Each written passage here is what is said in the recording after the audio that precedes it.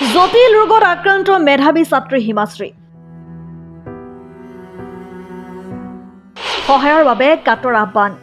বৰমাৰ ছানৰাইজ একাডেমীৰ একাদশ শ্ৰেণীৰ প্ৰতিভাৱান ছাত্ৰী হিমাশ্ৰীৰ জীৱনলৈ নামি আহিছে কাল অমানিশা নলবাৰীৰ কঠালগুৰি নিবাসী ধীৰেন কলিতা আৰু দেৱী কলিতাৰ কন্যা হিমাশ্ৰীৰ জীৱন বচাবলৈ ৰাইজলৈ কাটৰ আহ্বান পিতৃ-মাতৃৰ অতি অমায়িক প্ৰতিভাৱান ছাত্ৰীগৰাকীৰ 15 দিনৰ ভিতৰত তিনিটাকৈ জটিল অপাৰেশ্যন সম্পন্ন হৈ যায় যাৰ পৰিপ্ৰেক্ষিতত আৰ্থিক সংকটত ভুগিছে পৰিয়ালটো বৰ্তমানেও জিএমচিএছৰ আইচিইউত চিকিৎসাধীন হৈ আছে হিমাশ্ৰী চিকিৎসাৰ বাবে বহু ধনৰ প্ৰয়োজন হোৱাত মুখ্যমন্ত্ৰীৰ লগতে ৰাইজলৈ কাটৰ আহ্বান পৰিয়ালটোৰ আমাৰ ছোৱালীজনীক জীয়াই ৰাখক পৰিয়ালটোৰ যোগাযোগ তথা জিপে নম্বৰটো হ'ল 9577784268 মোৰ ছোৱালী শ্ৰী হিমাশ্ৰী কলিতা বৰ্তমান তাই গুৱাহাটী মহাবিদ্যালয় চিকিৎসালয়ত চিকিৎসাধীন হৈ আছে তাই পঢ়া শুনাত খুবেই ভাল হৈছিলে যোৱাবাৰ মেট্ৰিক পাছ কৰিলে বৰ্তমান বৰমা হাই ছেকেণ্ডেৰী ছানৰাইজ একাডেমীত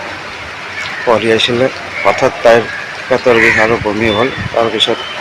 জিএমচিএইচত ভৰ্তি কৰালোঁ 15 দিনৰ ভিতৰত ডক্টৰে 3টা অপাৰেশ্যন কৰিলে বৰ্তমান তাইৰ অৱস্থা ভাল নহয়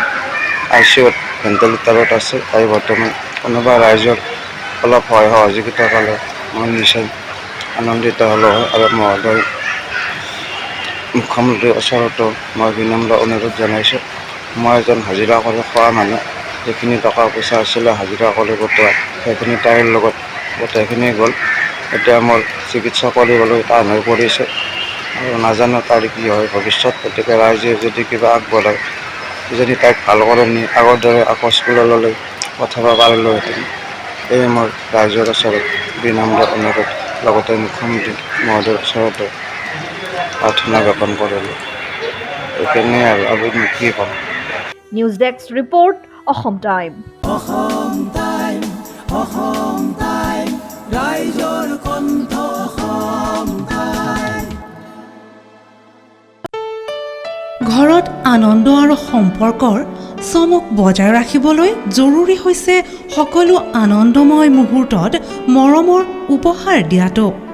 সেইবাবে মধুশ্ৰী জুৱেলাৰ্ছে আনিছে সকলো ৰঙীন ক্ষণৰ বাবে বিশেষ গহনা